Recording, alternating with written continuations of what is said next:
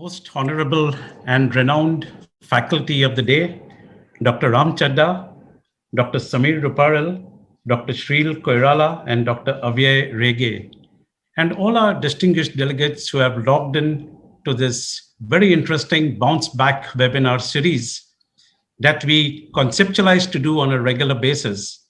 And I'll hand it over at a later stage to Dr. Ram to speak more about the series, how it was thought of, what we are trying to integrate as concepts and principles for practice in the whole gamut of area of spine operations. So that will be dealt with Professor Ram as we go along. Can I have the next slide, please? So as you know, we at Integrace are a very young organization. We started a journey about 2.5 years ago. And in these 2.5 years, we've acquired the proud distinction of being recognized as the youngest in top 100 pharma companies in India. And as you see, we are market leaders in two therapy areas, namely cilostazol and fixed dose combinations of pregabalin with nortriptyline and mycophenolate. In this journey, we are trusted by over 30,000 doctors for the quality medicines that we offer for benefit of your patients. And our operation spans across the length and breadth of the country. The next slide, please.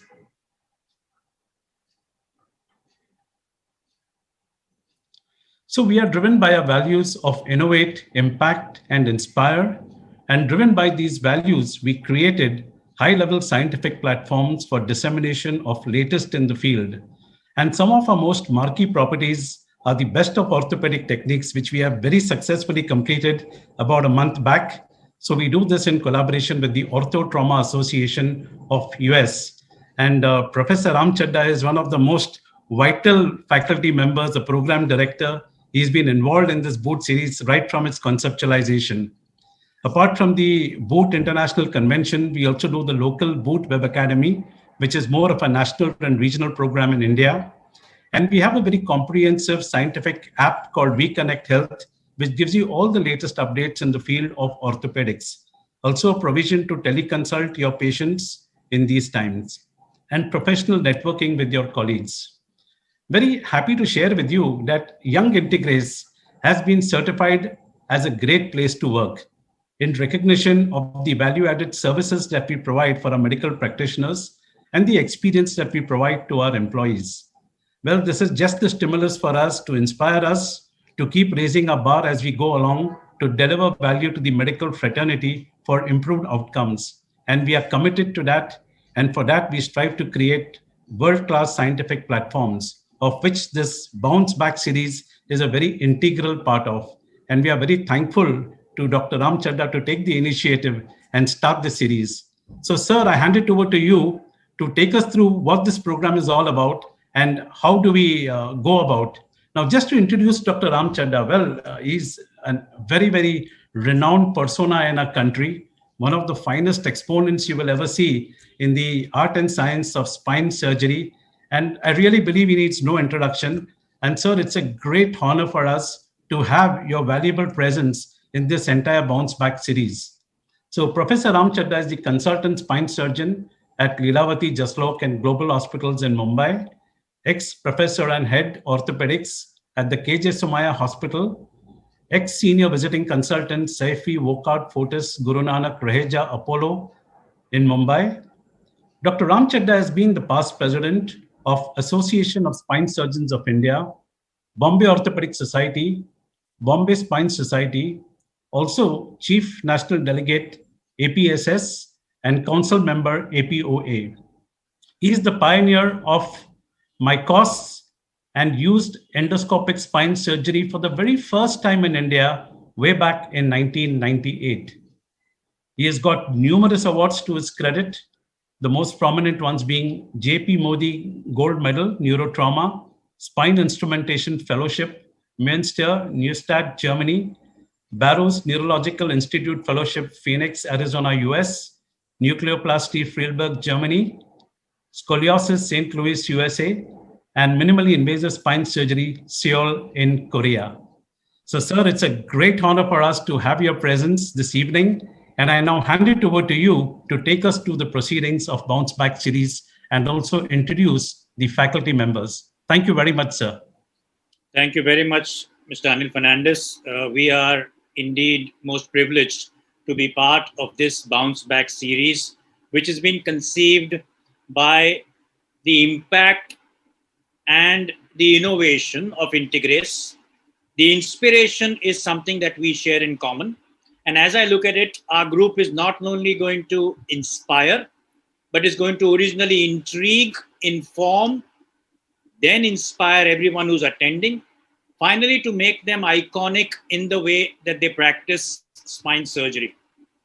I am here representing a team which includes today my dear colleagues, Dr. Sameer Ruparel, consultant spine surgeon at the Jaslok and Global Hospitals, Dr. Abhay Rege, consultant spine surgeon at various hospitals in Indore, originally worked in Mumbai with us, and Dr. Shreel Koirala, an integral part of our team today and working with us at the Lilavati, Jaslok and Global Hospitals. It gives me a lot of pleasure in sharing the way forward with Bounce Back.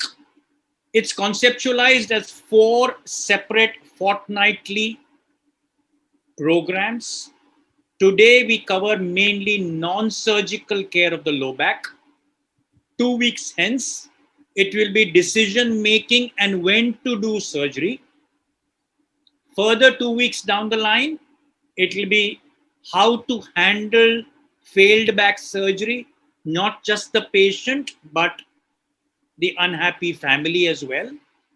And finally, a month later, that is 4 weeks plus 2 weeks later, we would then do geriatric spine, osteoporosis, and specific problems of the aging to deal with spinal abnormalities. Without much ado, may we begin the first series of Bounce Back. And I would request Meenal who has been very, very proactive in helping us conceptualize and design this program, to introduce the team and take this program forward. Over to you, Meenal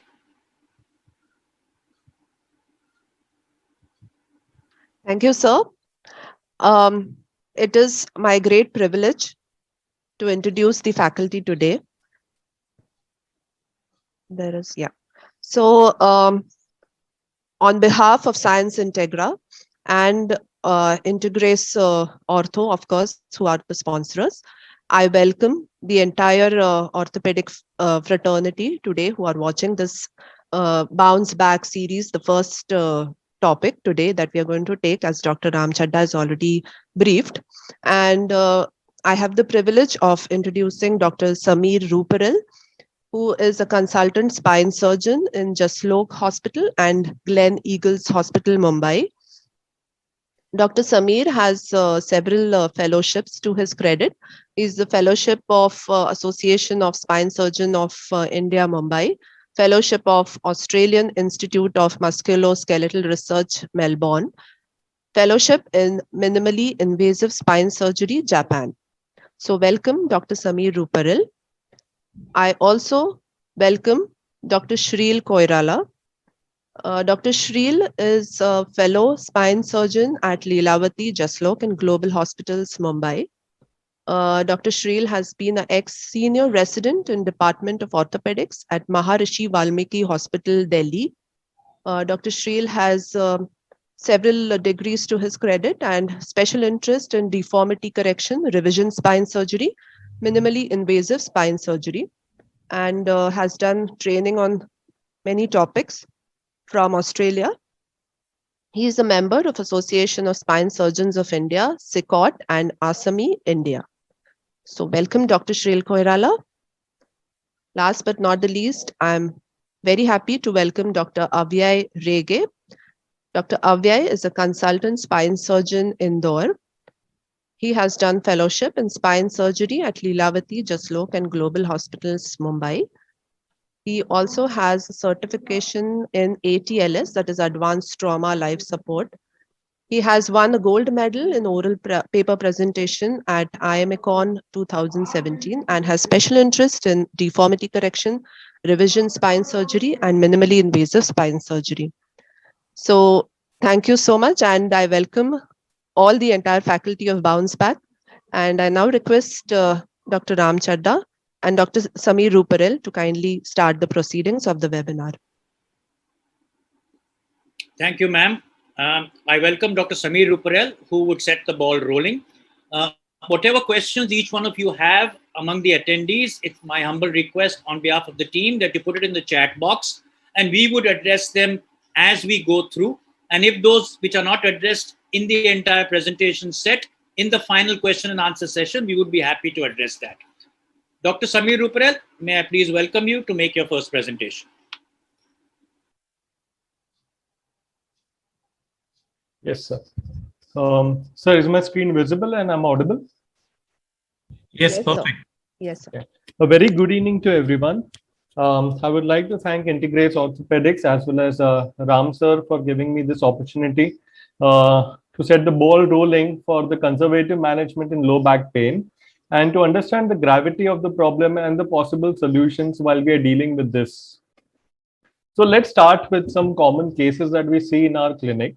So this is the MRI of a 35-year-old gentleman who has mainly leg pain and shows a disc prolapse at L45.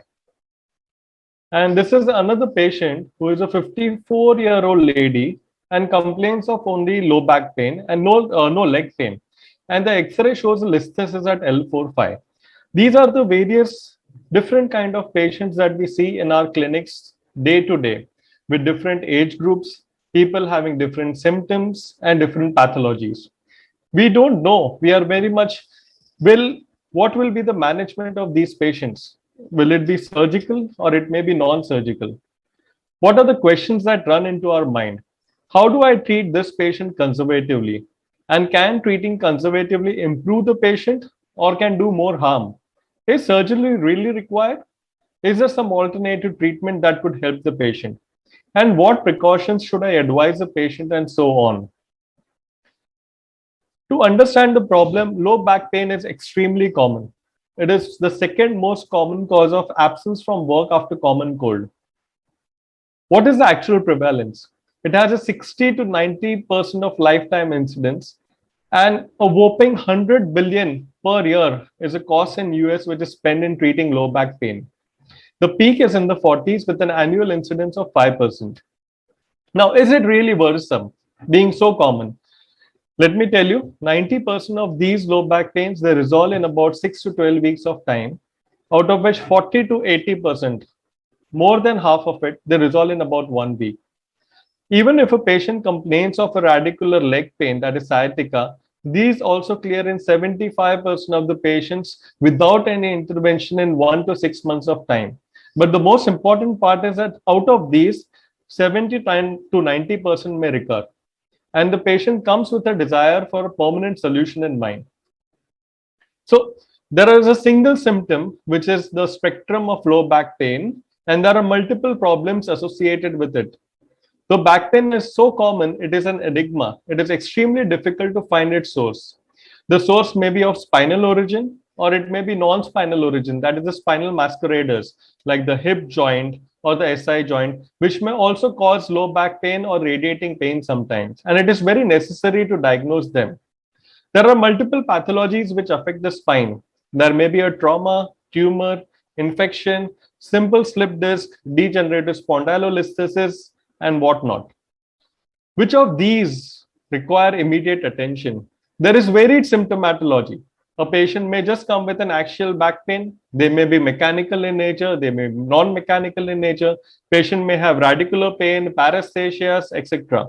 And whether to treat them conservatively or surgically. While we assess the patient over a short span of about 15 to 20 minutes in our OPD, we ask the history and the clinical examination. Many things run in our mind. If we are planning to conserve this patient, how? If we are advising bed rest, how many days should I advise bed rest? What are the do's and don'ts that I should advise the patient? If physiotherapy, what modality? Whether should I start with active exercises and when? Should I advise a patient hot packs or ice packs? Should I prescribe a brace? If medications, which ones? muscle relaxants, opioids, NSAIDs. There are a gamut of these and many more. So let's dissect these problems by finding first which patients would require surgery and finding out which patients can be treated optimally with conservative treatment and how. So these are the problems. Let me go through the solutions which are described in theory one by one. Now, the indication of spine surgery are extremely few. There may be absolute indications or relative indications. The absolute indications being a person with progressive neurological deficit, or a person having a cauda equina syndrome, myelopathy, or there is a pathological instability due to fractures, tumors, or infections. And relative, this is dependent on the patient, that is unrelenting pain despite conservative trial, in which a clinical radiological correlation is a must. Rest all patients can be conservatively. Mind you, these conservative gamut of patients comprise almost 90 to 95% of the patients of low back pain that we see in our clinical practice daily. So when a patient comes, these are the symptoms that he usually presents with. Neck pain and back pain, which is usually associated with radicular arm or leg pain, paresthesias, weakness, and gallbladder symptoms. The remaining four, which are enlisted down, are indicative of a nerve root compression. And what are the types of pain? The nociceptive pain, which is arising from a tissue injury, or a neuropathic pain, which is arising from a nerve injury. And these are the red flags. These are the most important, which carefully separate the patients being, the ones which require urgent management and treatment to those who can be easily conserved.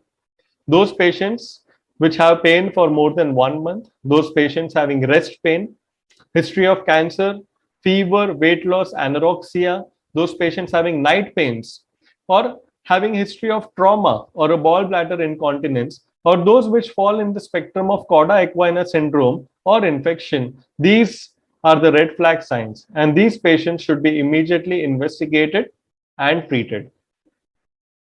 Now, once these red flag signs are ruled out, there are numerous options of conservative management. That is bed rest, there's physiotherapy, ice packs, braces, epidural steroids, and the likes.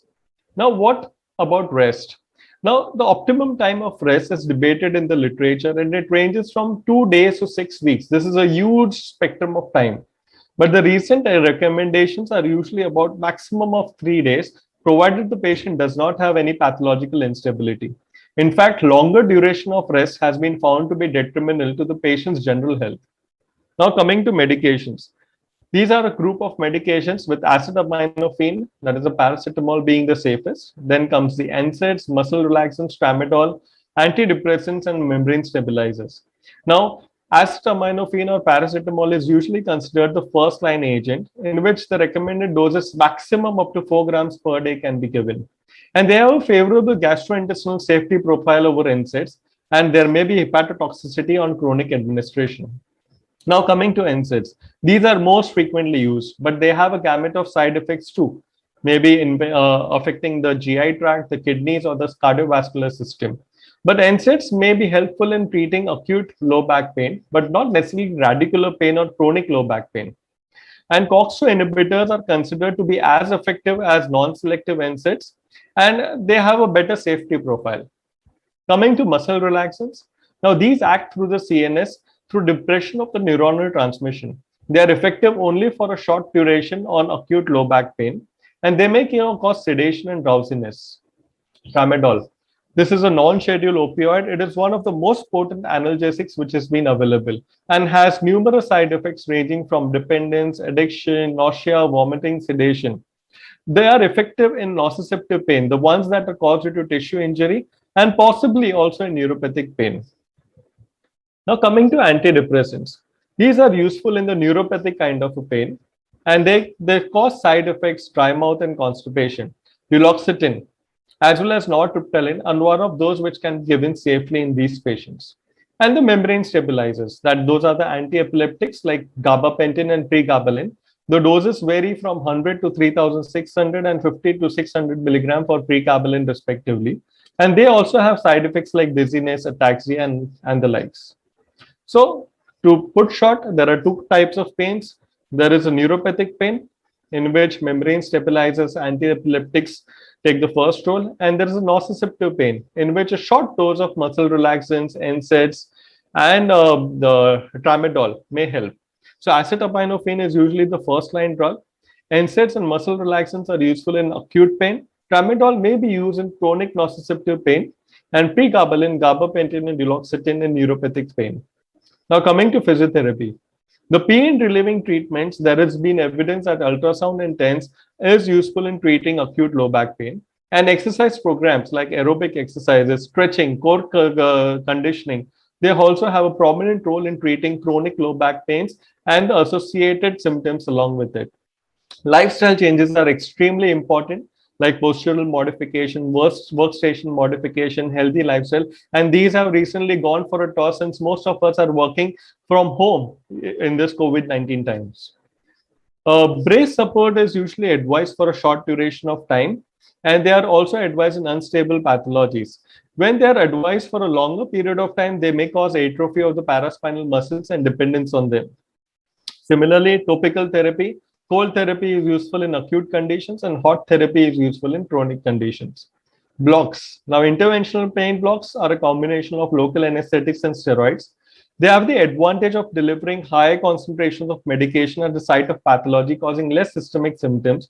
They work well in the setting of radicular pain, but the efficacy and the duration of this effect varies. And last but not the least, the traction. There's limited evidence. These have been now recently used only with the effect to restrict the patient's mobility and activity and putting them to bed rest so that they may feel better. So all in all, what is the conclusion? There are multiple options of treatment. This is all in theory that I've spoken to you about, but there is practical, and that is what we'll discuss in the cases which are coming forth, and the knowledge which comes with experience. What are the lessons learned out of them? We have our answer to teach through it. Thank you so much. Thank you so much, Samir, for actually sharing the enigma that low back pain has created, and we are still looking for answers. It's an incomplete science. So we would now probably take the next step forward, and I would request you, Samir, to take over and move on our case discussions. Right, sir. So we may have Dr. Shreel Koirala to share the screen and present the first case. Yes, sir. Thank you so much, sir. Good afternoon, everyone. Welcome to the Bounce Back webinar series again. We are talking about demystifying conservative care of low back pain, and I am here to present a case scenario of treating a patient with low back pain having a discogenic problem. We have a 31-year-old male who is a young entrepreneur who complains of back pain since 6 months and has a left lower limb radicular pain. The pain has aggravated since 2 months, and he thinks it is because of long hour of desk job at home. On examination, his left S1 was 30% hyposthetic. He had numbness in the lateral aspect of the calf, sole, and on the lateral aspect of the foot. His motor powers were normal, bilateral SLR was free, and bowel and bladder were preserved. At this point, I would like to ask Dr. Awais, sir. So what would you think? How would you go further with this case, sir? Thank you, Shreel. Judging by the clinical findings that you have given, I would first like to go through the general battery of investigations that starts with basic blood investigations, such as his vitamin levels, arthritic markers, his CBC, SRCRP, if you will, X-rays, and an MRI, since the pain is radiating to his lower limb. So we investigated him. We did X-rays of his lumbar spine. We also did X-rays of his lumbar spine dynamic views. And in the X-rays, we couldn't find not much of a pathology except for a loss of normal lumbar lordosis. And the X-ray also reported that he had a partially sacralized L5. So, Dr. Shreel, may I interrupt you here? Yes, sir. In what patients do you usually recommend dynamic X-rays? Okay. or you consider to get dynamic X-rays in all patients of yours? So a patient with a low back pain, chronic, that is around 6 months of pain. Now the dynamic X-rays are suggested in those kind of patients who have low back pain, who have radicular symptoms, because there might be a few cases in which there might be instability of the spine. There might be excessive movements of the spine. So just to rule out instability, I think dynamic X-rays should be done. Right, right, right. So the X-rays didn't show anything significant apart from partial sacralization. Yes, and a loss of normal lumbar lordosis. Okay, so did you run any other investigations along with these? Yes, we did few blood investigations, like Dr. Aves said. His vitamin D3 was found to be low. Vitamin B12 was normal but within lower limits. Serum uric acid, calcium, and HLA-B27 were negative. His HbA1c was 5.2. So these are the blood investigations what we did, and in this we found only vitamin D3 to be low. So Dr. Sheel, what is the importance of running all these tests? For example, vitamin D3, B12, as well as HLA-B27 and HbA1c in this particular patient? So, coming to vitamins first, vitamin D3, B12, a low vitamin deficiency is known to cause musculoskeletal aches. And this is a very common deficiency which is seen right now, especially when people are working inside, indoors, not being exposed to sunlight, and having a different form of nutritional supplements. So these vitamin D3 and B12s is done to just rule out whether there is any deficiency of these or not. HbA1c is done to rule out whether he has any diabetes or not. Diabetic neuropathy is also a cause of a radicular pain, numbness in the limbs. So HbA1c was done to rule out diabetic neuropathy, and uric acid, HLA-B27 were done to rule out arthritic markers. A majority of patients with HLA-B27 positive do get symptoms in late adolescent or after the age of 20 years old. So these are done to rule out whether he has any arthritic markers positive or not. So this patient actually falls in the profile of getting an HLA-B27, doesn't it? Because he is having this low back pain since many months. He is a young male and not responding to conservative line of management, right? Yes. So this patient now, he has low vitamin D and B12. So what were the doses that you recommend for supplementation in this patient? What we recommended 60,000 international unit of vitamin D, 1 per week for 8 weeks, and to be followed by 1 per month for 12 months. We would also recommend him to repeat his vitamin D3 and B12 level at 3-month interval to know how much he is improving. Vitamin B12 we generally give around 1500 milligrams every day for 3 months. Okay, and do you believe in giving injectable form of vitamin D and B12? And if so, when? Generally, in our practice, we give injectable vitamin D3 6 lakhs international units when the patient has vitamin D3 in a single digit number. That is, it is below 10.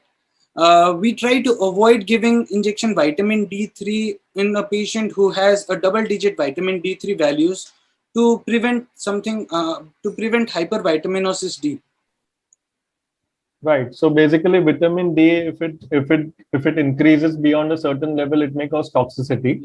But the same is not with vitamin B12, right? It is a water soluble vitamin, and the excess passes through the urine. But do you give vitamin B12 injectables too? And if so, when?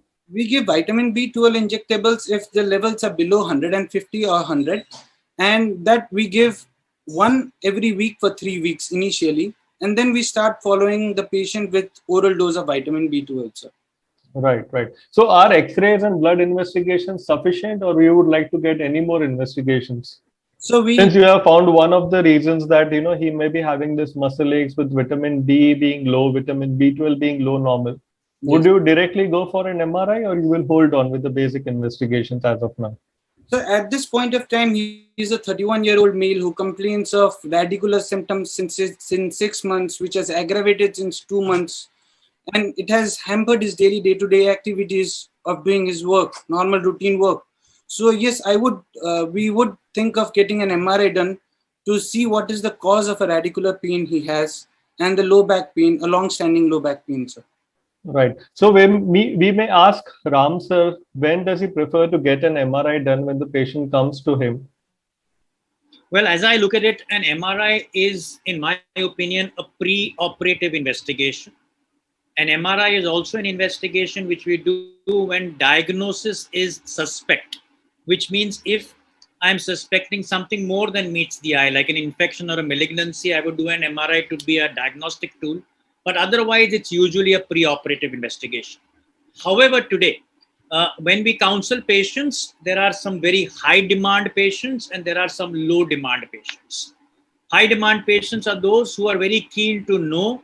And since MRI has no major side effects except the expense which is to be borne and is easily available in our country, an MRI could be done, knowing very well that an MRI at times tends to diagnose more than what we really want.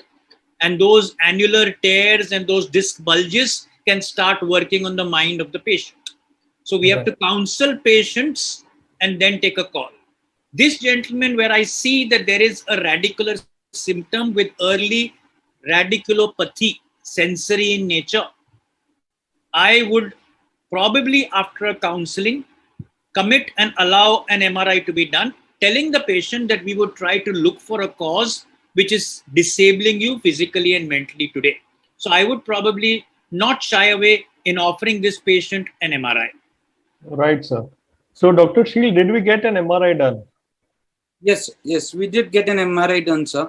We got an MRI of lumbosacral spine. We also got a screening of whole spine done to look. So, Dr. Abhay, do you get whole spine screening or whole spine screening with contrast or simple basic MRI spine, if the patient is properly indicated as advised by Ram sir? Yes, sir. So what happens is, if the patient has isolated low back pain, LS spine becomes the MRI to be done. But in addition to that, I would also like to screen the whole of the spine to rule out other issues in the spine that sometimes we find incidentally, issues with the cervical spine, or probably in the elderly, some pathological issues in the mid dorsal spine as well. So it is always better to screen the whole spine and not do an isolated MRI of a particular region of the spine.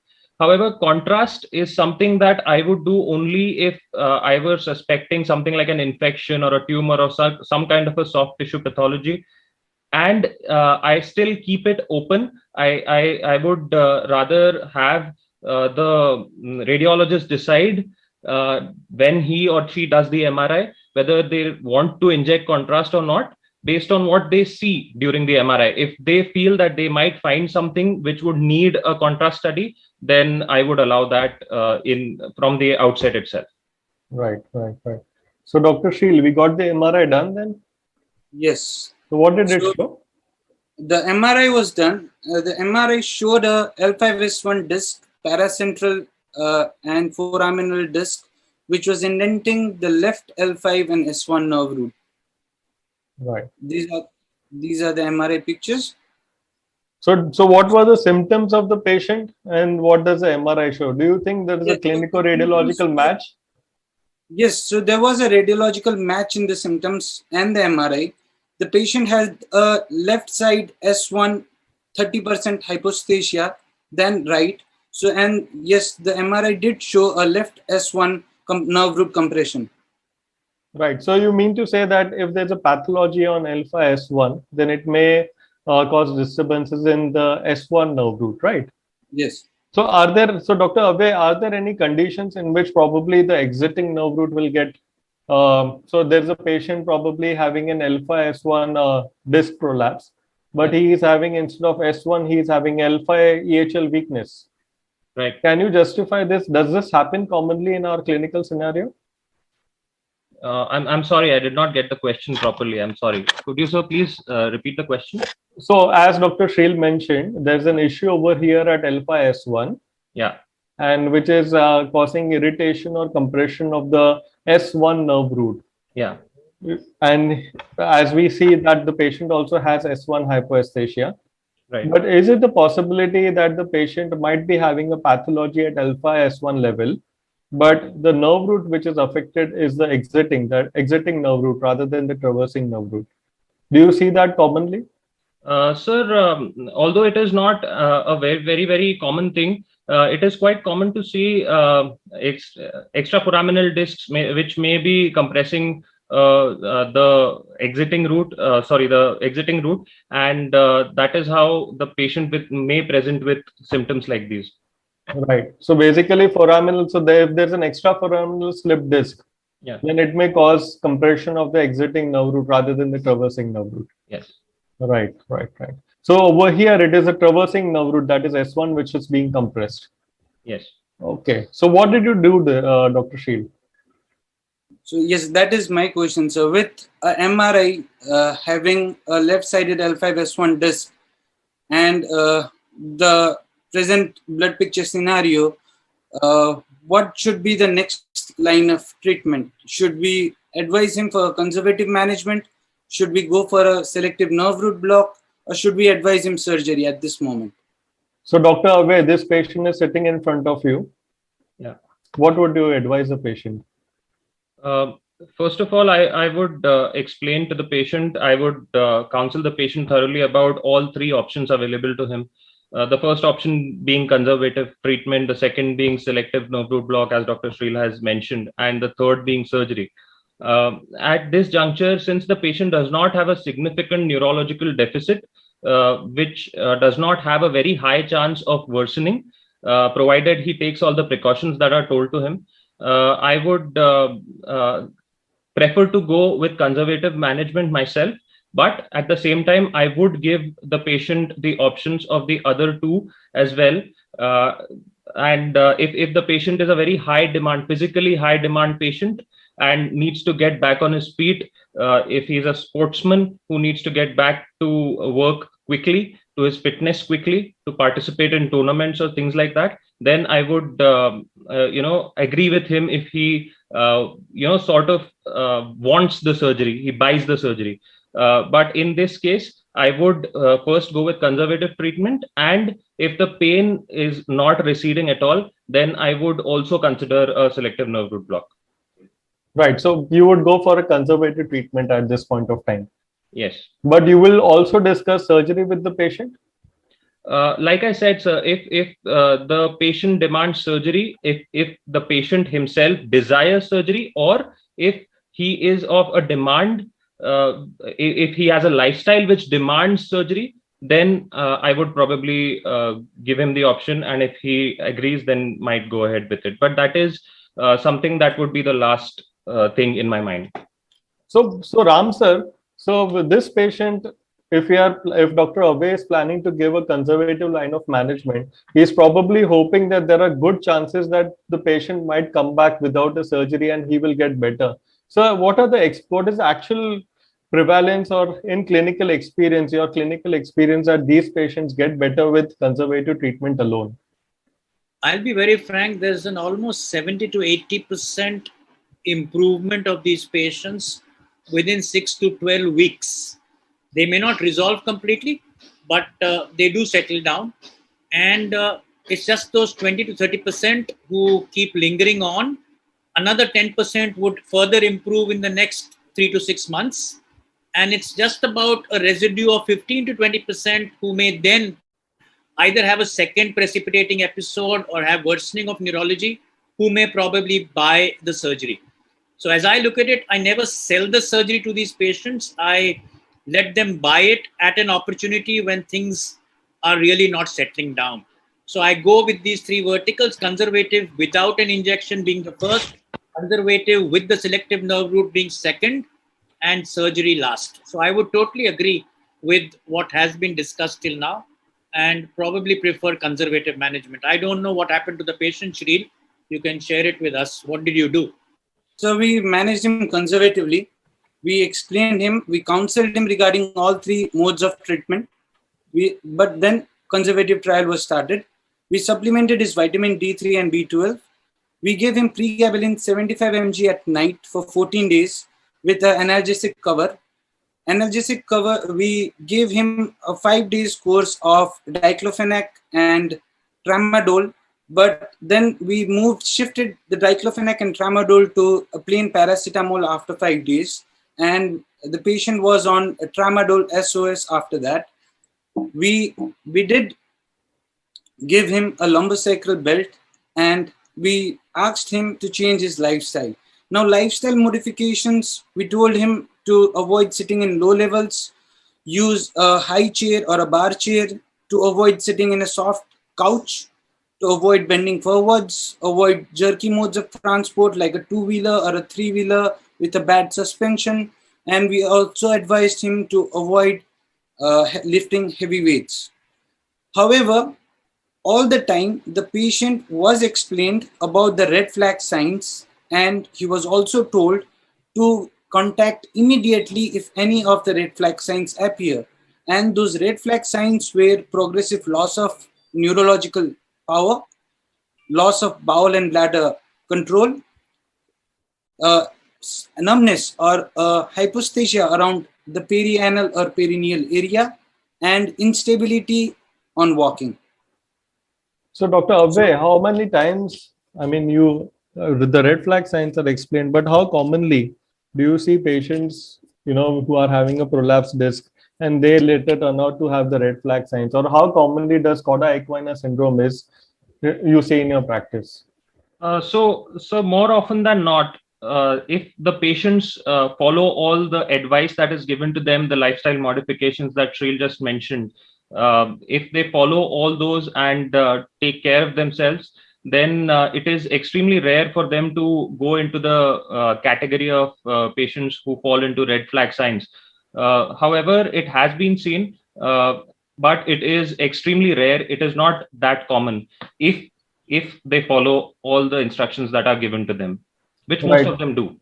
But it is extremely necessary to inform the patient and counsel the patient to report to us immediately if any of these occur to them. Absolutely. So we have to actually keep an eye out and we have to stay in touch with the patient constantly, either on phone or if required, we must meet them. In these times, it is difficult to have face-to-face meetings with the patients without any significant worsening. However, at least staying in contact on phone and trying to gather as much information about the patient's condition regularly is extremely important in such cases, because they might miss red flag signs, and asking them questions might sometimes do the trick.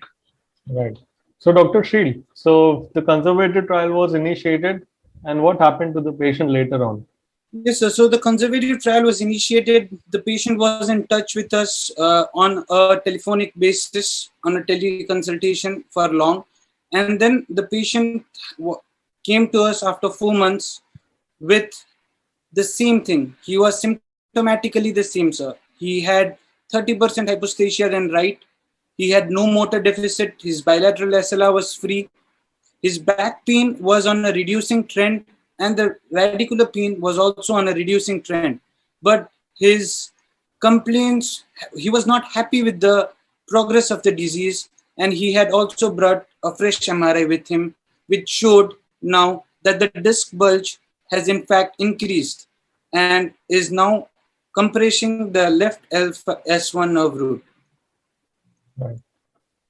So what did you do to the patient? Now you have this patient in which probably the disc has increased, the back pain is reducing, the radicular pain is decreasing, but the content of the disc compressing on the nerve root has increased. So we counseled the patient, number one. We told him that there is nothing to get scared of. We counseled him. His back pain was on a reducing, his back pain and his radicular pain were reducing. The only problem he had was the numbness was the same. So we counseled him. We still wanted to go further with a conservative line of treatment. However, we counseled him regarding a selective nerve root block, and also told him that now you could, if you want, go ahead with the surgery. So during counseling, it is very much necessary that the pain is usually the first thing to go, but usually the sensation loss of the numbness takes time, a bit of time, and you need to give a positive reinforcement to the patient that it will go, but it may take time to go. Is it not? Yes, sir. So Counseling is the most important thing, I believe, sir. right. So you explained all the three verticals to the patient again. Yes. Yes. So So all the three verticals were explained to the patient, and the patient thinking that his pain has reduced made him happy, and he still wanted to go with the conservative management. And but so we But being a clinician I mean, Dr. Abhay, if you see that though the patient is improving, this is a huge risk which has come out now as compared to the previous MRI. I mean, you being a surgeon, would you not be willing to consider a surgery for this patient rather than giving all the three treatment options to him? Now, this has increased and this may develop into a red flag too sometime. Yeah, sir.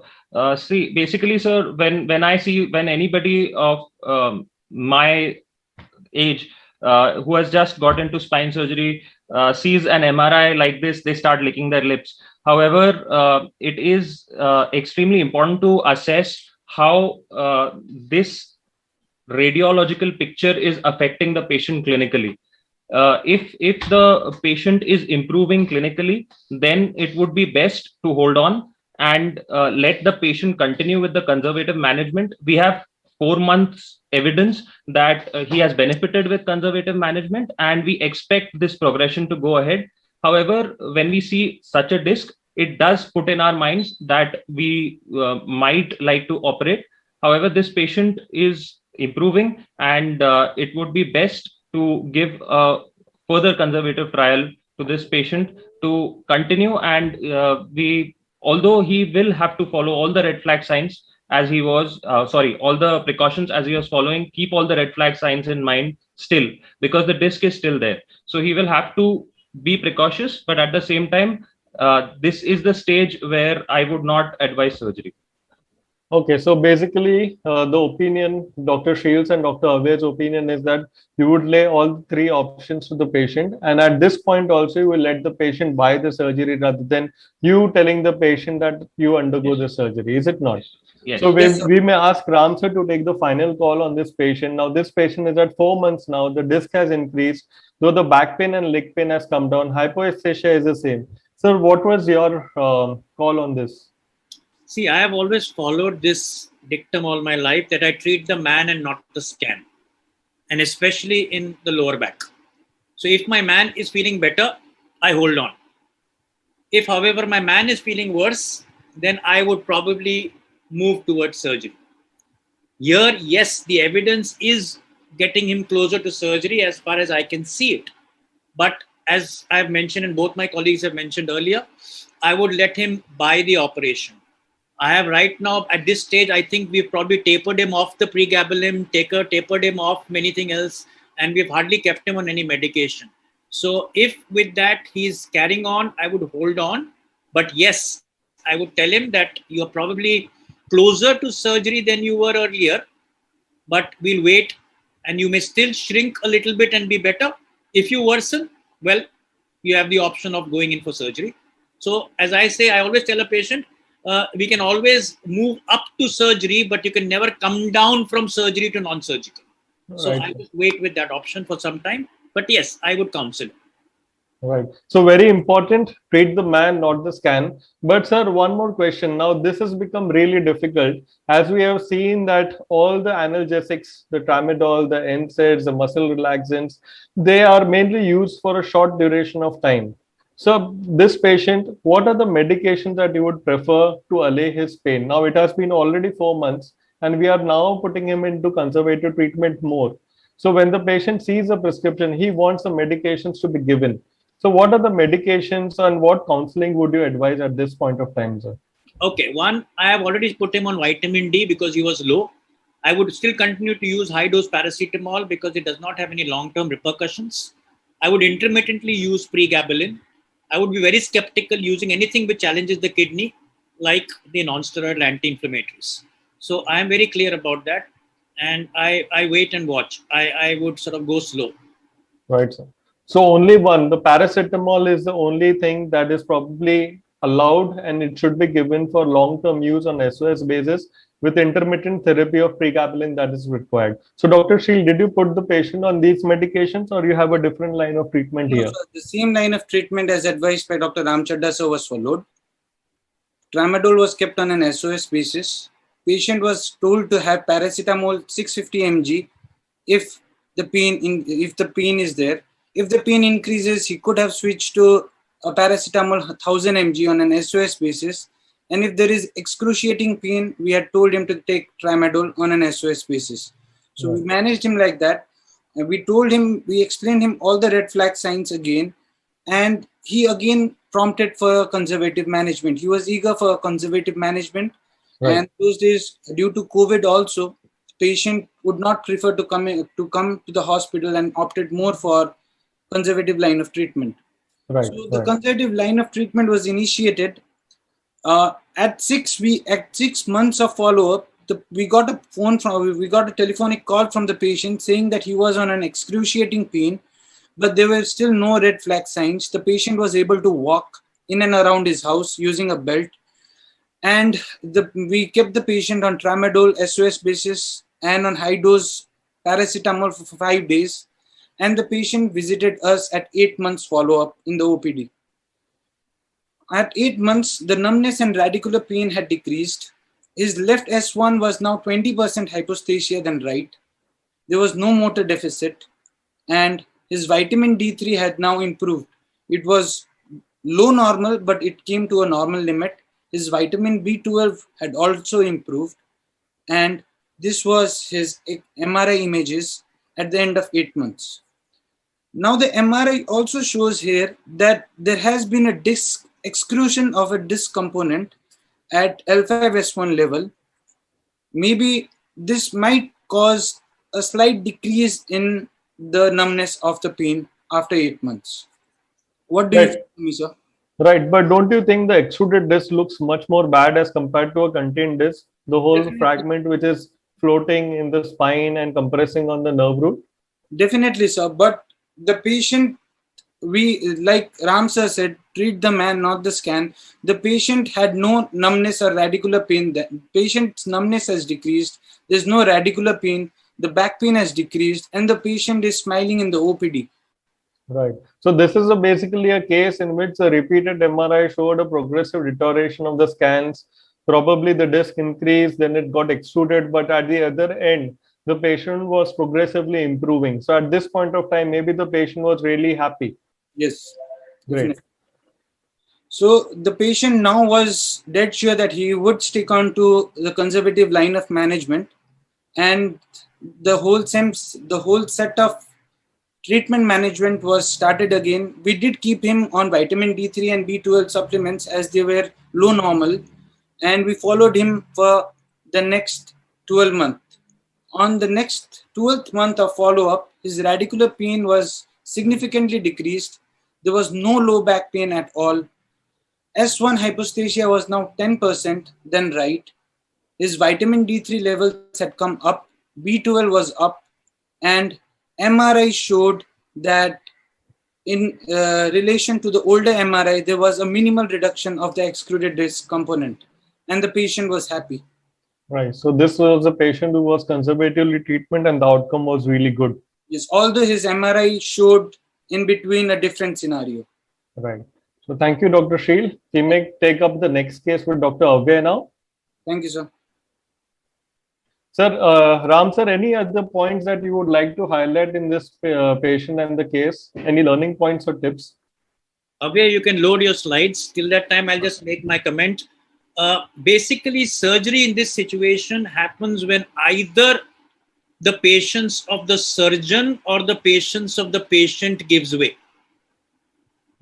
If the two of them have full faith and trust and belief in each other, then you can actually pull off many patients.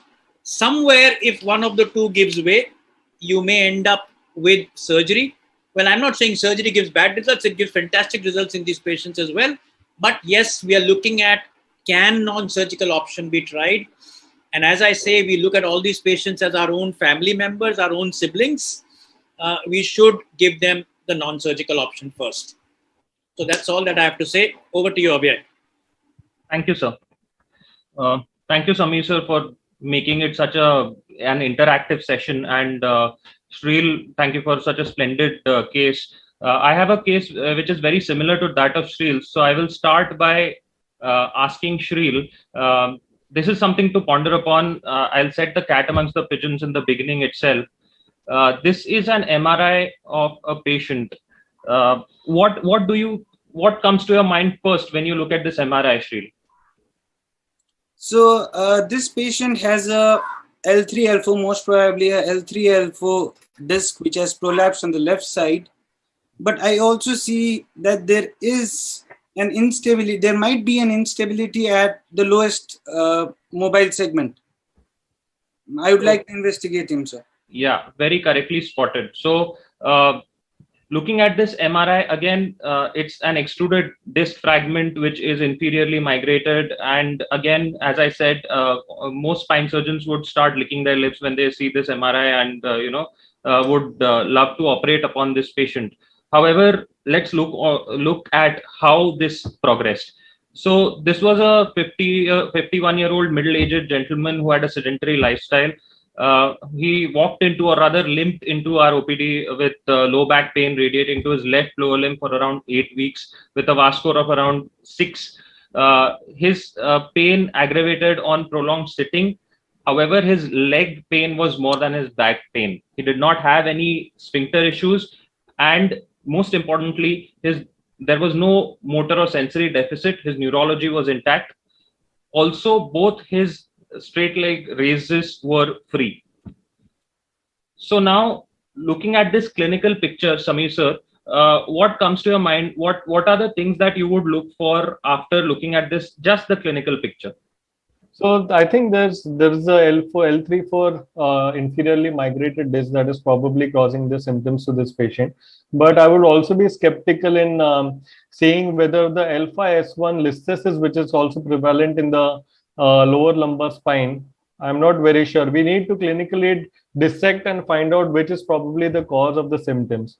Irrespective of it, I mean, so conservative management should be given to the patient as an option. So I completely agree with you, sir. We did precisely that. We investigated the L5-S1 issue as well. This was the same dilemma that was there when this patient was first seen. On X-rays, there was, see, the MRI was seen later. I just put it up as the first slide so that I can, make it interesting. However, when the X-rays were done, that is when we thought of, we had the dilemma whether this pain is coming from above or below. So these were the factors when we saw the patient for the first time in the clinic.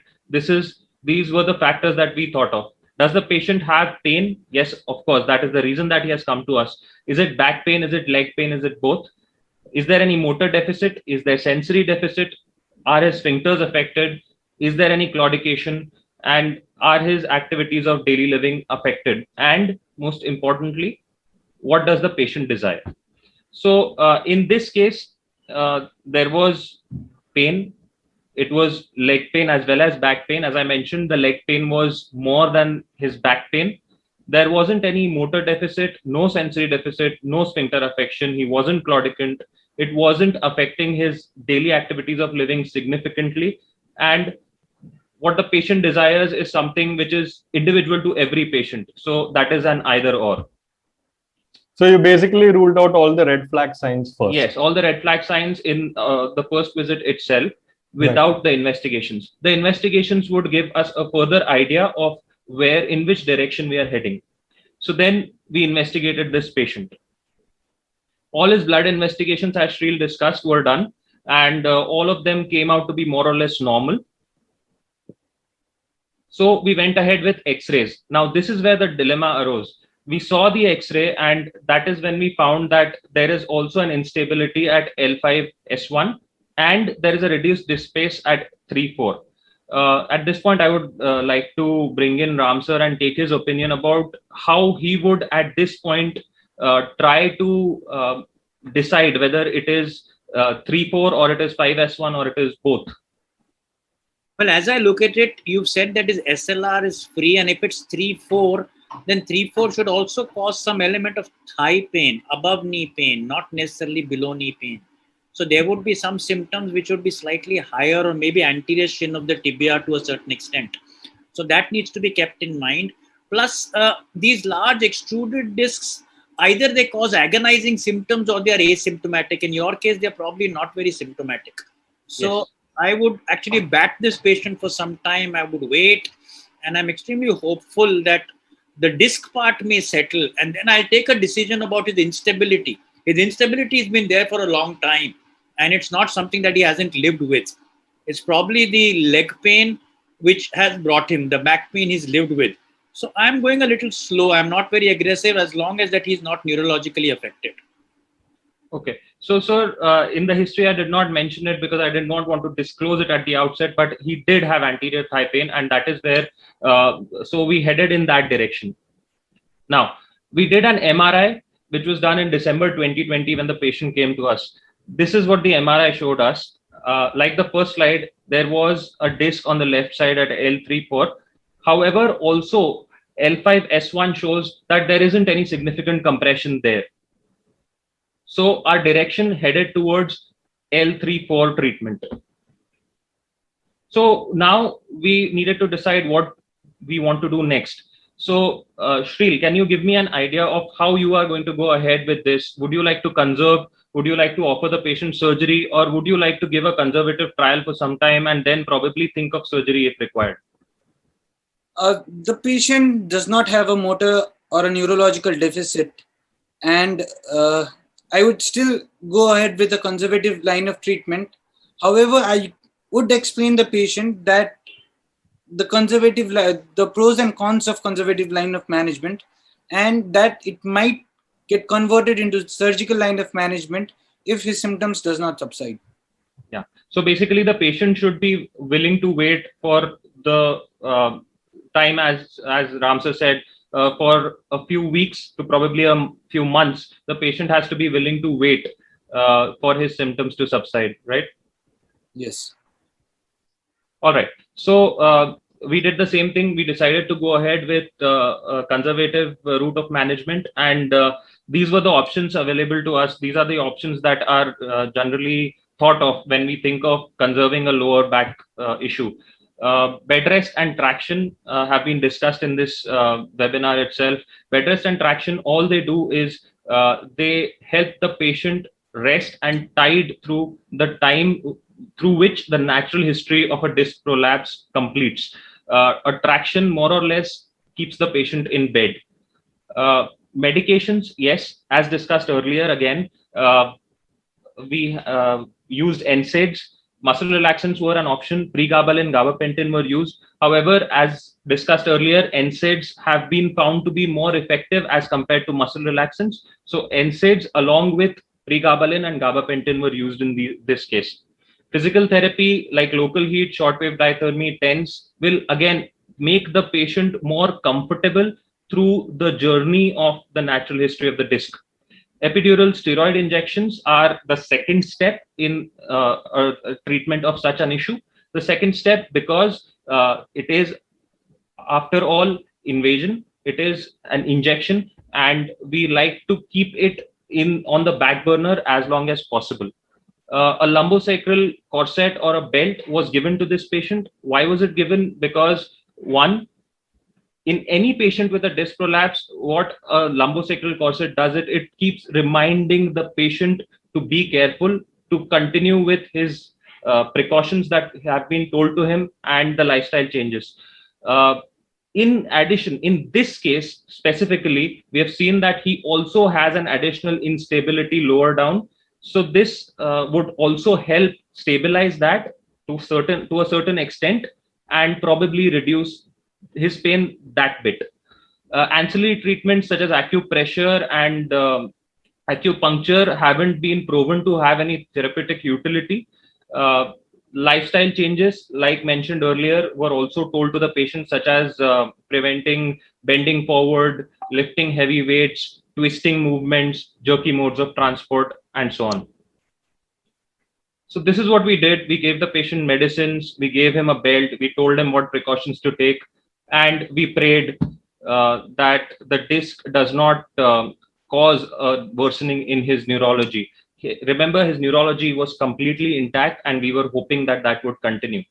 In addition to that, we also kept a close watch on the patient. Like I said earlier, we were in regular contact with the patient, and we were making sure that he does not worsen and no red flag signs come up at all.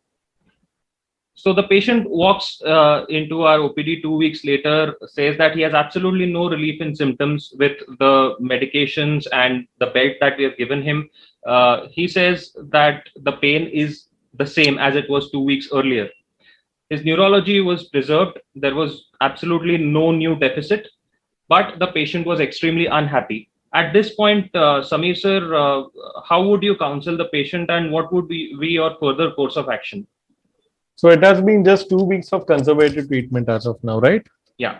So did we discuss all three lines? Or did we discuss all three modes of treatment with the patient at the previous visit? Yes. So when the patient came back with all his investigations, all three modes of treatment were discussed with him, and we sort of persuaded him to continue with a conservative form of treatment. Initially, some painkillers were given to him on his first visit. By the time his investigations were done, we asked him to continue with that. And we also gave him all three options. We persuaded him for conservative treatment, and he agreed. And he was also very keen on continuing with conservative treatment. He did not want to go ahead with surgery at all. Right. So we are again back to status quo, I guess. But at this point of time, when the patient first comes in and there is no relief of symptoms, we'll examine the patient whether he has developed any neurological deficit as such. If he has not developed any progressive neurological deficit, then again we are back to square one. We will discuss all three lines of management with the patient. I would discuss that with the patient, and then let the patient decide whichever he chooses. If he is fine with conservative treatment, and obviously we should reinforce the patients that this has a very high probability of getting better over a course of time. And if he opts for a conservative management, I would not shy away from conserving him still. Yes. So as rightly advised by you, what we did was we reassured him that conservative management will eventually pay dividends. However, he was in a lot of pain, and he was again given all three options. So he chose the option of taking an epidural injection, which we agreed with, and we went ahead with that. An epidural injection was given, and the patient felt slightly better. However, his pain did not completely go away. For the next few days after an epidural injection, his symptoms got significantly better. However, gradually he came back to his original status, and then he went up again. His pain started reducing again. This was all through a regular follow-up that we had with the patient. 4 months later, when the patient walked into our OPD, he walked in with a smile. He reported 90% relief in his symptoms, and there was absolutely no worsening in neurology on examination. As I said, throughout these 4 months, every single week, the patient was talked to.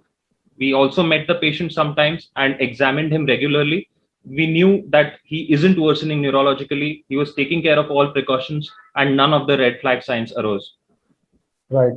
So just before closing the case, maybe ask Ram sir about his experience of epidural steroid injections and the efficacy of it. Well, to be very frank, for me, it is the far end of my non-surgical care.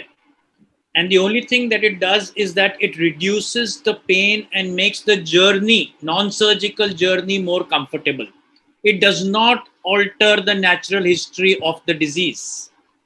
Again, in epidural, there are two basic things. There's a caudal epidural where a large dose of steroid is given with a sort of dilutant, and it may not be as effective. And then a low dose steroid is given through the transforaminal route at a specific point. A lot of people use the transforaminal low dose, which is more effective, while earlier a lot of the caudal epidural used to be given. But yes, is it an option? Yes, it's a great option in three situations. One, patient deserving a surgery but not willing. Two, patient deserving a surgery but not fit. Okay. And third, a patient who actually does not deserve a surgery but is in agony, and you want them to get instantaneous relief. So these are the three places where you have to choose the local steroid injection and use it sparingly, and understand that it has anything between a 70 to 90% efficacy depending on how well it is given. So that's the way it works. And yes, we do use it, and it works where it's indicated. So that's my take on it. So properly indicated patient is very much important in choosing an epidural steroid injection. So Dr. Abhay, your patient was at 4 months, he was significantly better. Any other comments from your side? When the patient came to us, he was smiling. However, he was a little anxious. He wasn't very sure that this pain will not come back. He was extremely anxious because he had, as Ramsar said, he had gone through agony. So on his request, we got an MRI done, which showed that the disc has regressed significantly. And that could be one of the reasons why he has improved so significantly. However, what role the epidural injection had to play in that is debatable.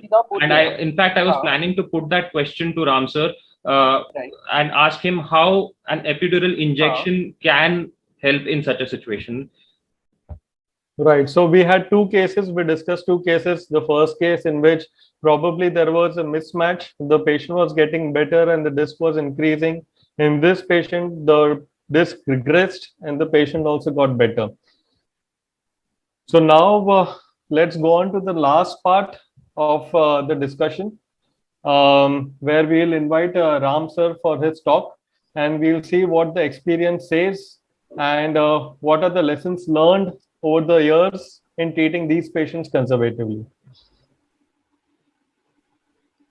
Thank you very much, Shreel and Avyay, for excellent presentations. You've actually created the pitch for me to get in and share an overview of what I have learned over the last 3 decades, trying to demystify conservative care for the low back. As I look at it today, we need to bounce back, and there are a lot of lessons that we've learned, both in practice and from these two very, very interesting cases. 80% of people will get low back pain at least once in a lifetime. Why do we have it? Well, because we walk on our lower limbs and not on all fours, and we do a lot of twisting activities which may add insult to injury. It is one of the commonest causes of disability less than 45 years of age. Under 45, it's usually a lumbar disc herniation. Above that, it could be lumbar canal stenosis or stenosis plus, which is complex lumbar canal stenosis, which include listhesis, degenerative scoliosis, and recurrent or a failed back. Today, we restrict to the first part. Let's look at this 45-year-old gentleman, severe right more than left leg pain. There's this huge disc fragment, which if I was to take out would look like this. Neurologically, grade 4/5, right EHL, marginally weaker. Many of us who, as mentioned by Abhay, would be licking our lips, believe that this grade 4/5 is very close to cauda equina and needs an urgent operation. But gentlemen and ladies, we can conserve 4/5, and a lot of them do improve once these discs disappear. Conserve or operate, as I've said, the choice is yours, the choice is of a patient. But finally, the truth is that these patients should not be offered surgery on day 1 unless there's an impending cauda equina syndrome. Why should we not operate such patients? Let's understand things very simplistically. Why did this disc herniation happen? Because there was a tear in the annulus with the migration of the nucleus pulposus. What did the migration of the nucleus pulposus do? It caused pressure on the nerve, giving a radiculopathy. If it's only pain, it is radiculitis, which is always conserved. And if it is radiculopathy, and if it's mild, not physically disabling, it can and should be conserved. Why is that so? Well, almost half, 49% of them will resorb between 75 to 100%. 40% approximately will resolve 50 to 75%. It's only 12% who resorb less, which means 88% of people will shrink.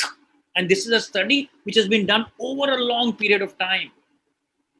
Does radiological regression correspond to clinical symptoms? Proven by both our cases that we have to treat the man and not the scan. Why is that so? Look at this. Out of 62 patients who were evaluated over 150 days with scans, only 13 did not show change in the radiology or clinical symptoms. 10 who came in that complete disappearance were fantastic. 25 who shrunk a bit were also clinically fantastic. 14 who shrunk marginally were also clinically fantastic, while about 15 who did not shrink remained symptomatic, and 13 who did not shrink at all were still clinically much better. So between that small group, which is 28 out of 62 who remained unchanged on MRI, almost half of them were clinically better, like our first gentleman. What affects disc regression? Very interesting. More degenerated the disc, the greater the chance of it shrinking. Larger the size of the disc, the greater the chance of it shrinking by apoptosis. Younger disc bulges, which are contained and in the foramen, less chance of shrinkage. So there's no real correlation between site of herniation and regression, but the larger fragments disappear much quicker than those contained in those small canals or in the foraminal region. Now, look at what happens between surgical and non-surgical. Yes, if you offer surgery and do surgery, in 1 year, 90% of your patients will do very well. Non-surgically, about 60% of them are doing well. Same patients go ahead at 4 years. Difference between the conservative and surgical arm becomes minimal. And at 10 years, there's no difference between the conservative and surgical arm. So at 10 years, conservative or surgical are both same. What's the role of non-steroidal anti-inflammatories? Well, we've been using it over the years. And what it says is that it just mediates the pain and not really the pathophysiology. It is used safely as far as short term is concerned, but cannot be used safely in the long term. We must also understand that benefit in chronic low back pain of one NSAID of the other varies from patient to patient and time to time. What is the natural history? Well, it was found in a double-blinded study where piroxicam with placebo was tried, and this was done many, many years back, that there was no difference between the NSAID and the placebo. What is then the role of epidural injection? As I said, you could use a transforaminal or you could use a caudal. Each approach has its advantages and disadvantages. The caudal requires a larger fluid volume, causing greater dilution of the active ingredient. Transforaminal corticosteroids are more target specific, require least volume. And all they do is reduce the pain, but do not alter the natural history. This is to confirm what I just said. No significant difference as compared to other studies of affecting the natural history. 23 out of these 165 patients still needed surgery at the end of 1 year. But yes, they did get relief from pain, and it made the journey, the non-surgical journey, more comfortable. If we now look at the progression of conservative to surgical, I've just shown you that at 1 month, the surgical arm is very much ahead. At 1 year, it's still significantly 40% ahead. 4 years, not significant. And at 10 years, they are almost the same. Does bed rest have a role? Very interesting.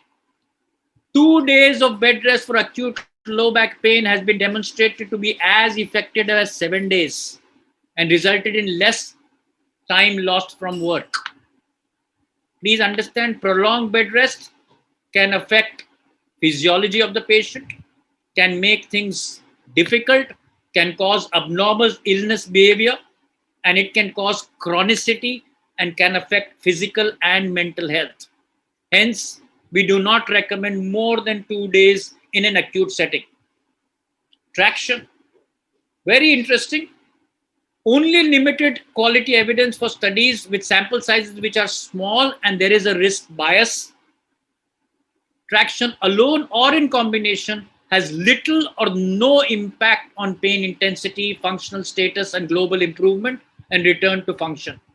However, it is still used because it makes the patient feel good and attended to. There are certain positive outcome factors and I've enumerated them. If you have a cross SLR which is absent, it's a good sign. If, however, there's a cross SLR positive, that means you have a left-sided disc, which on the left side SLR of 30 degrees, there is radicular symptom, but a right-sided SLR also causes left-sided symptoms. That's a bad outcome. If spinal motion in extension does not cause leg pain, it's a good positive outcome. If there's a large extrusion, it's a good positive outcome. If there's more than 50% leg pain improvement in 6 weeks, it's a good positive outcome. Patient is fit, motivated, good outcome. No psychological issues, excellent outcome. Self-employed, of course, brilliant outcome. Negative, if there's a positive cross SLR, as I explained, be worried. These patients may not settle completely or may need surgery. Leg pain on extension as well, which means the canal is also narrow and the disc is large, may need surgery. Contained subligamentous disc not really getting resorbed over a period of time, persistent leg pain, neurology, going more towards the foramen, may need surgery. Less than 50% improvement in the 6 weeks, may need surgery. Progressive deficit or cauda equina will need surgery.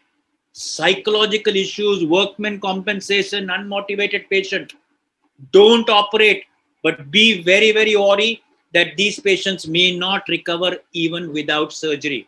But it's better to have an unhappy patient without surgery than to have an unhappy patient, workman compensation, psychological issues with a surgery. So please always evaluate the psychology of the patient's somatic disorders before you offer the knife to the patient. I practice treating the man, not the scan, and I believe in miracles, which is minimal invasiveness, risks, and cost having a lasting effect. We need to look at the behavior of the patient, may allow some spinal manipulation, and may use physical therapies. There is something called motor control exercise, MCE, which needs to be practiced with the help of a physical therapist.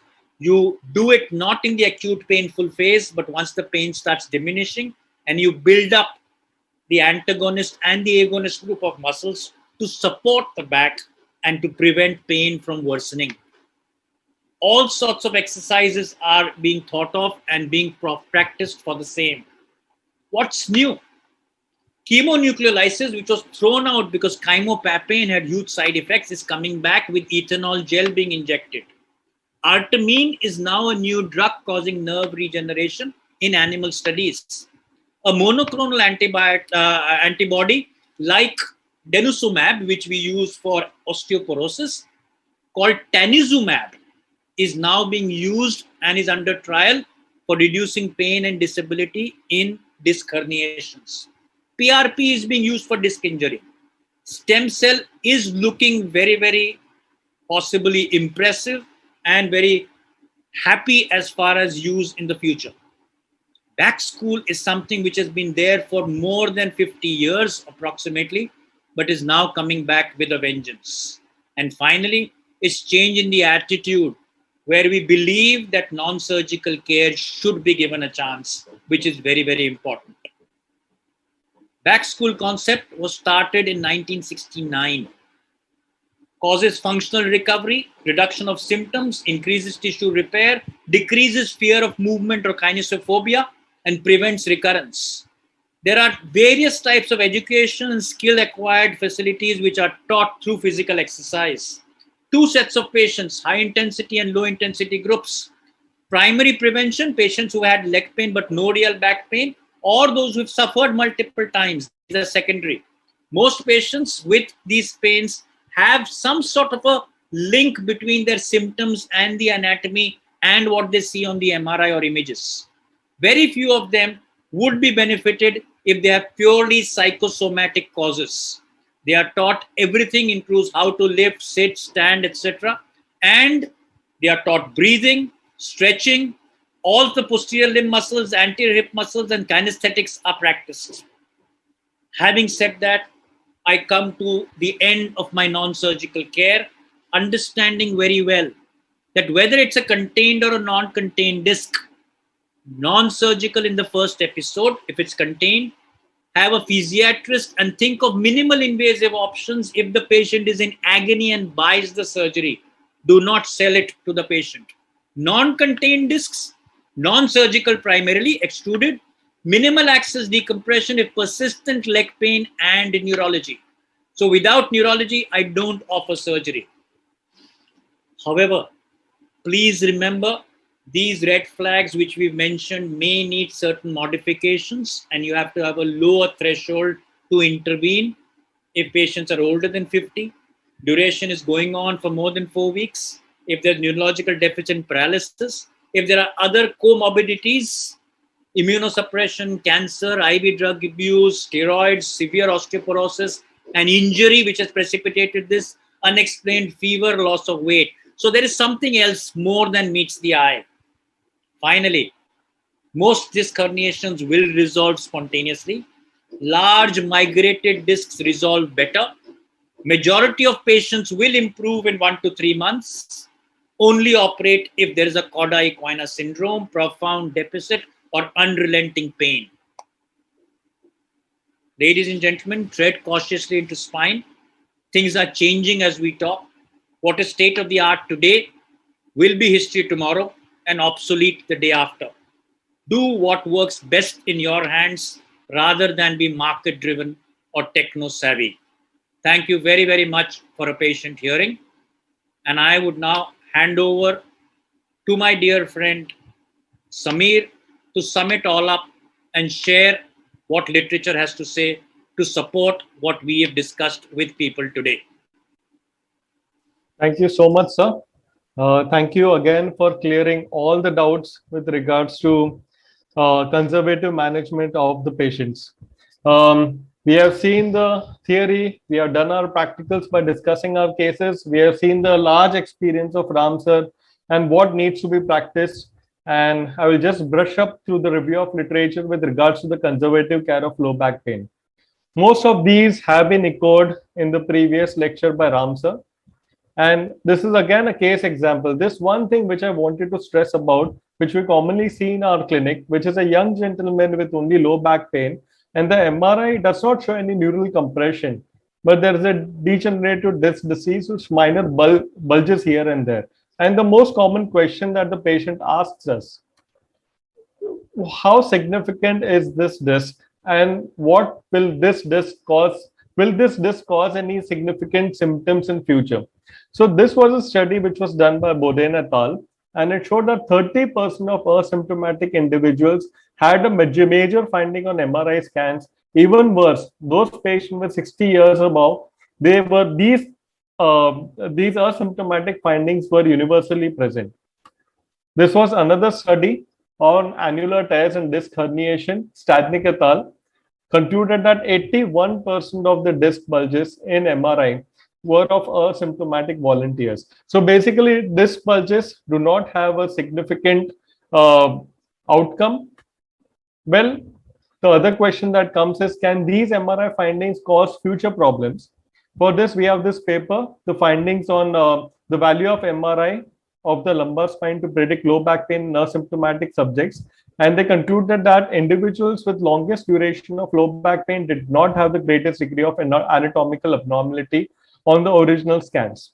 So this paper followed up 50 patients for 7 years and concluded that incidental MRI findings were not predictive of development or duration of low back pain. Thus, these disc bulges, annular tears, they do not have significant impact on the future problems of the patient.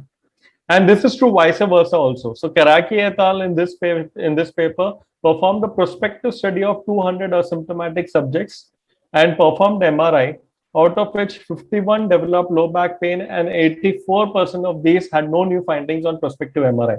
So on prospective MRI, majority of the patients did not develop any significant finding. It is very much necessary that we know the natural history of a prolapsed disc or a lumbar canal stenosis before we treat the patient. And we know the degenerative cascade, which was highlighted by Kakadi Willis et al.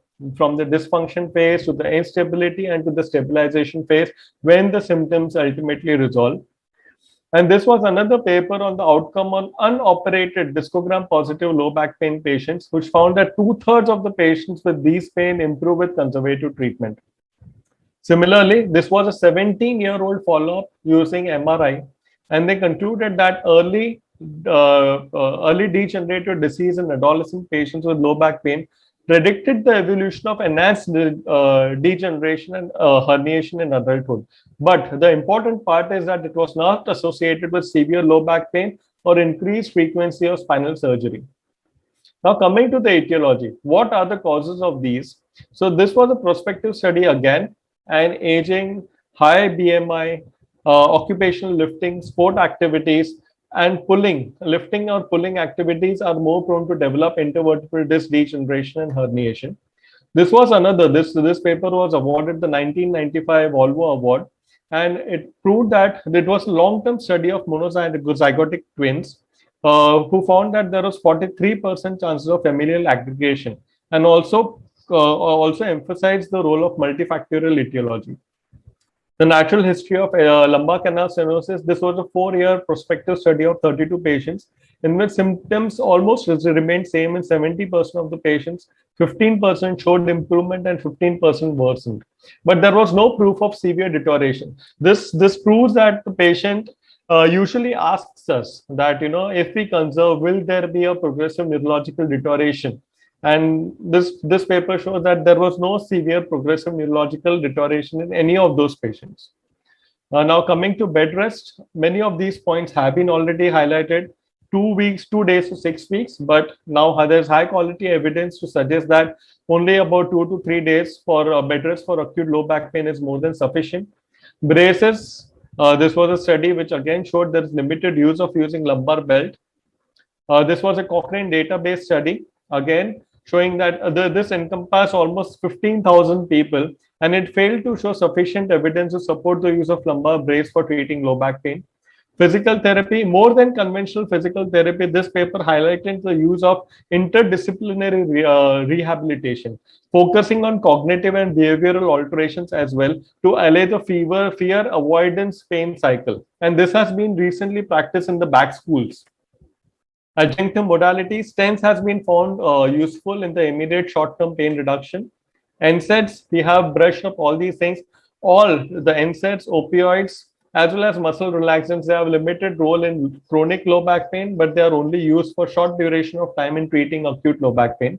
Now, coming to operative and non-operative treatment of prolapse intervertebral disc, this was a 10-year-old study of the main lumbar spine study, and they followed up the patients at 1 year, 5 years, and 10 years. This has been highlighted in the previous lecture by Ram sir.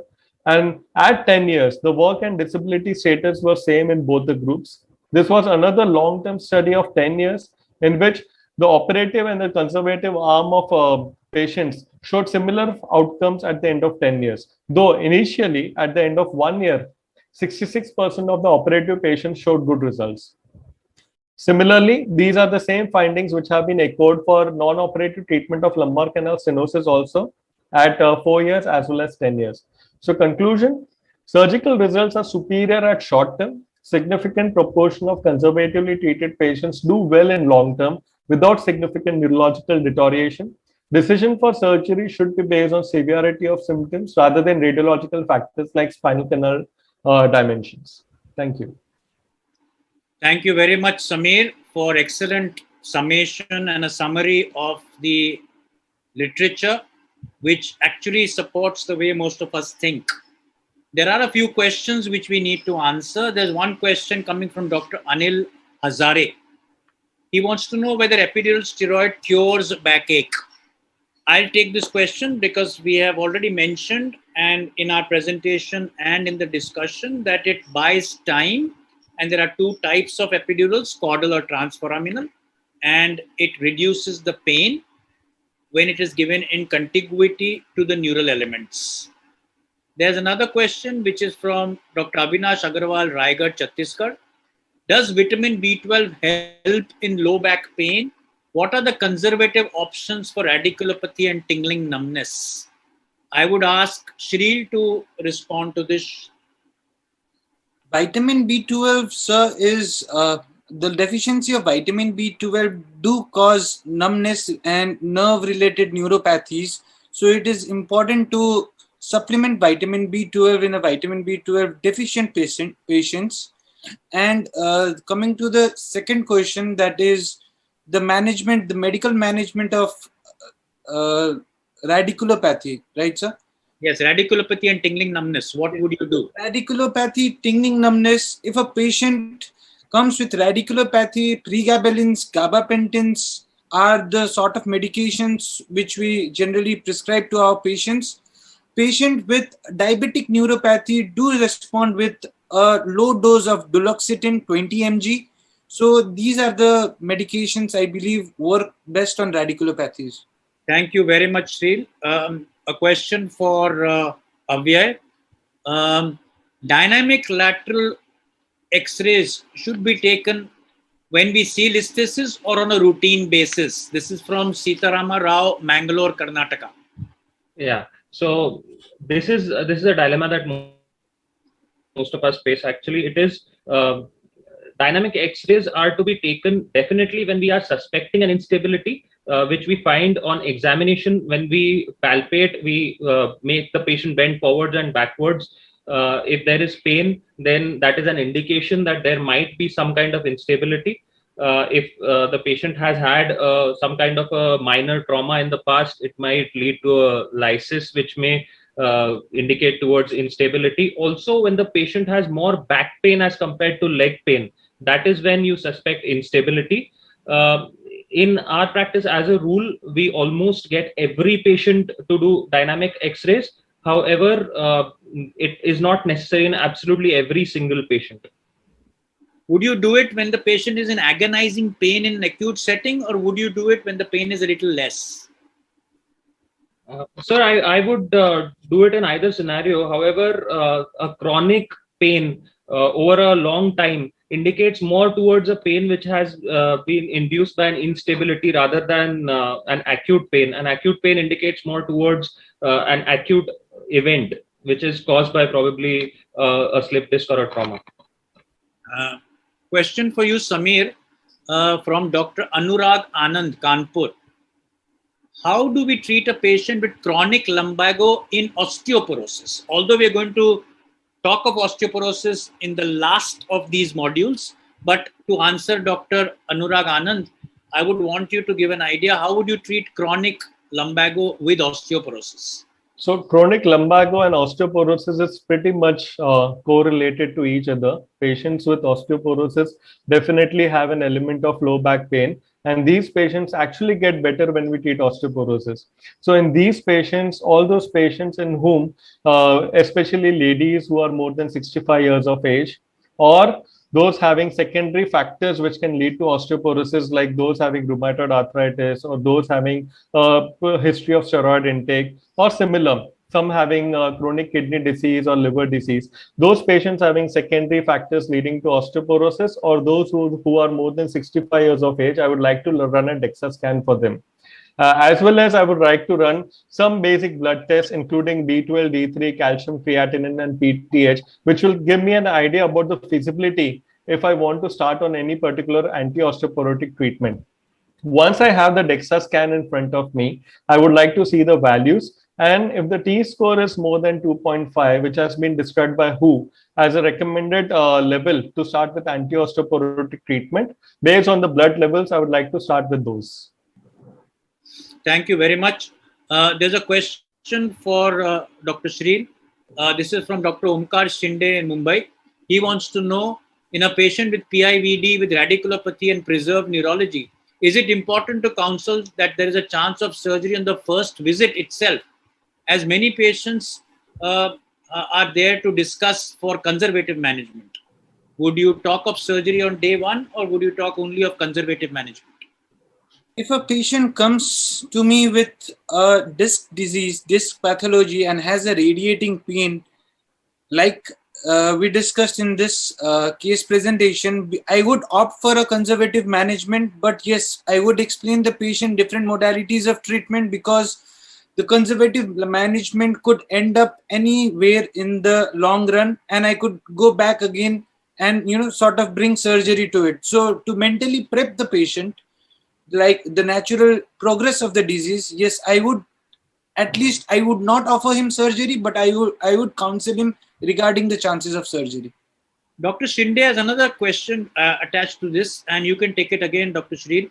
When do we start challenging patients' activities who are recovering from conservative care? The activities of patients depends upon how well the patient is responding to the conservative line of treatment. Number one. Number two, how is his vitamin levels, and is there any pathology in his bone? Is there any bony pathology or not? So if this is taken into account, I would start challenging the body after vitamin D supplements after 6 to 8 weeks of initial rest therapy.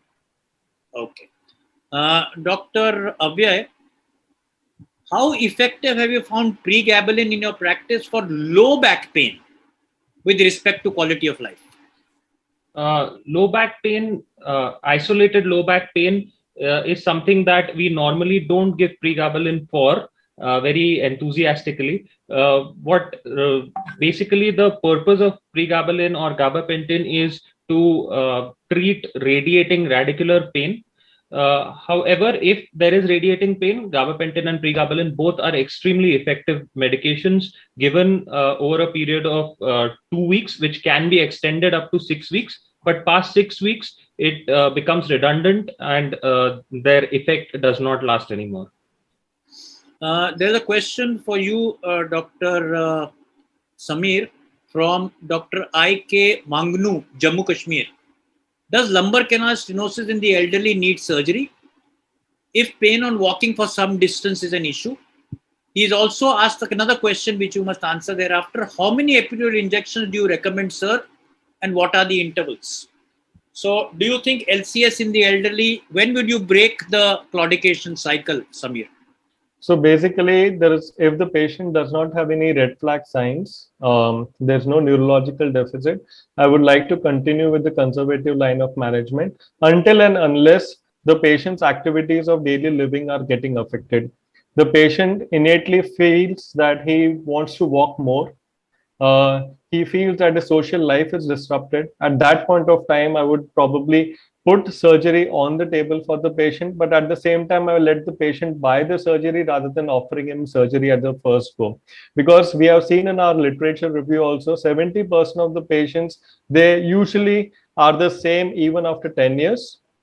And at the same time, at the end of 10 years, also, there is no significant neurological deterioration in these patients. Now, coming to the second question, recommending epidural steroids. Maximum epidural steroid blocks that can be given are maybe 2 or 3 in a year. I usually don't recommend more than that. Thank you very much, Dr. Samir. One small point to add in the LCS picture. These elderly patients go through that waxing and waning phase. There are good times and bad times.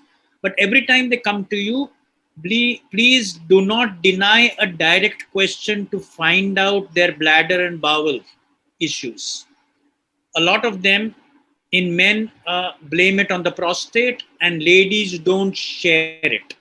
So please take time aside and ask them about bladder, bowel issues, about sphincter insufficiency, incontinence, because that is actually an impending cauda equina, and you need to be very, very careful, because at times if you do it too late, you may take care of the claudication, but you've lost as far as recovery of bladder bowel is concerned. Dr. Rajesh Patil from Mumbai. This is for Samir. Have you found NSAIDs like Etocoxib are better in your practice with respect to GI tolerance?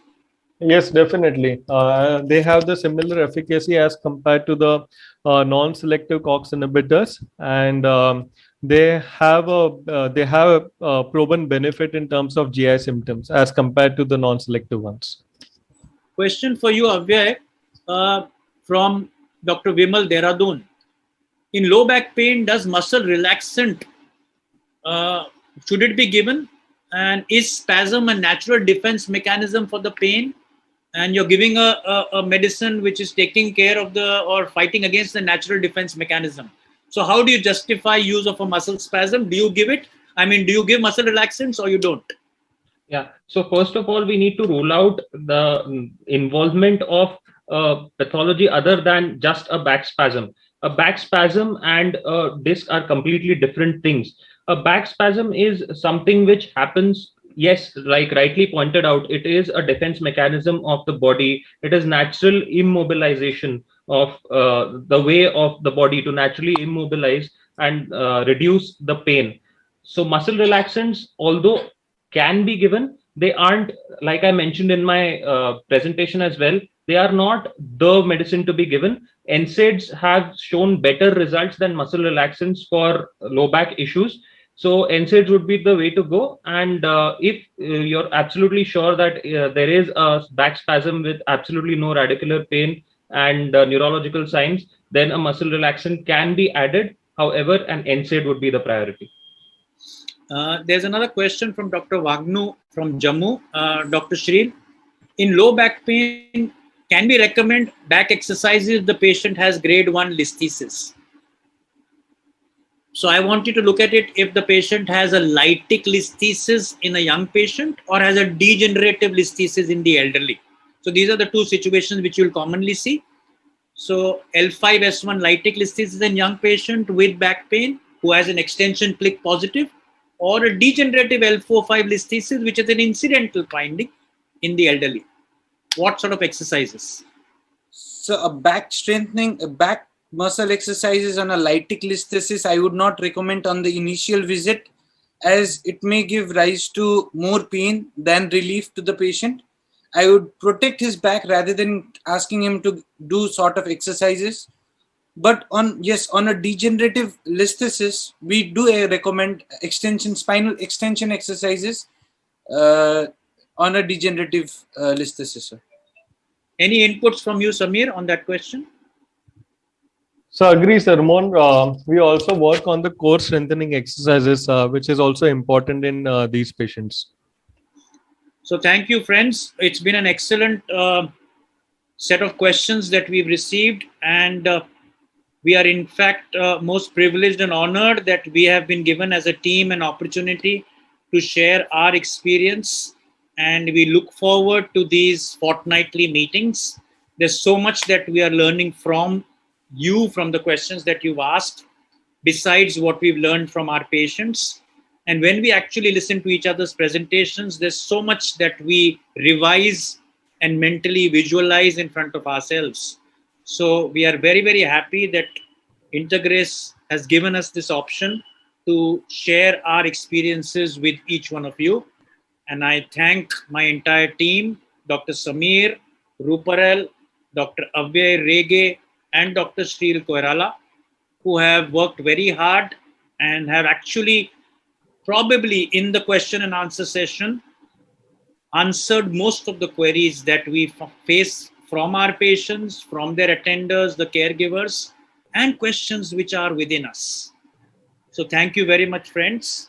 And I hand over to the organizers to plan the way forward.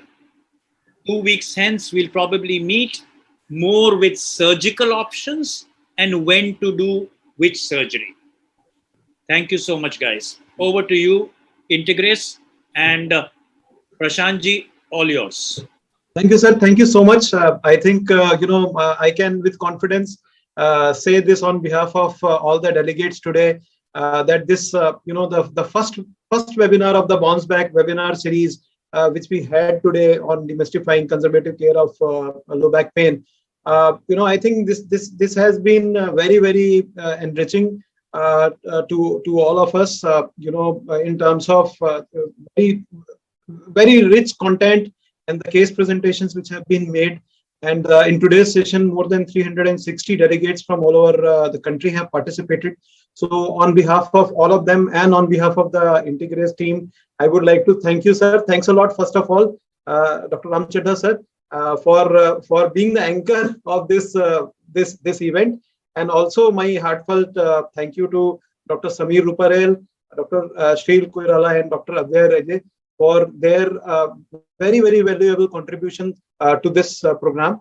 I'm sure that like us, all the delegates also would be looking forward to the next, event in this series. So we will definitely, like Dr. Ramchadda sir has informed, we will keep you,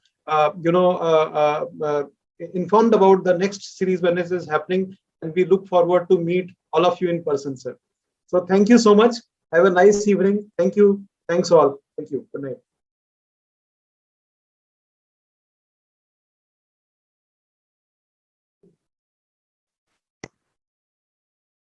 Thank you, sir. Thank you, Dr. Ramchadda, Dr. Samir, Dr. Shreel, and Dr. Avyay. Thank you for your time. And this was an excellent interaction.